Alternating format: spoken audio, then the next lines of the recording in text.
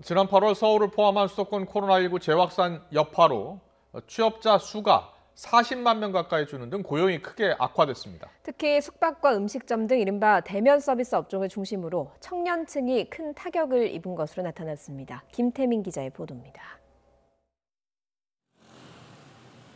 코로나19 재확산이 가뜩이나 어려움을 겪던 취약계층을 또다시 강타했습니다. 통계청이 발표한 지난달 고용 동향을 보면 전체 취업자 수는 2,700여만 명으로 지난해 같은 기간보다 40만 명 가까이 크게 줄며 7개월 연속 감소세가 이어졌습니다. 지난 5월 이후 조금씩 줄어가던 취업자 수 감소폭이 4개월 만에 다시 늘어난 겁니다. 숙박, 음식점업 취업자 수가 22만 5천 명, 도소매업이 20만 7천 명씩 줄며 서비스 업종이 타격을 입은 영향이 컸습니다.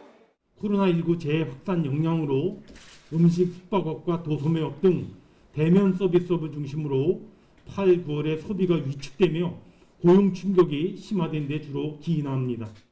나이대별 취업자 수는 60세 이상은 늘어난 반면 30대 취업자가 28만 4천 명, 20대는 19만 8천 명씩 감소하는 등 청년층을 중심으로 모든 연령대에서 하락했습니다.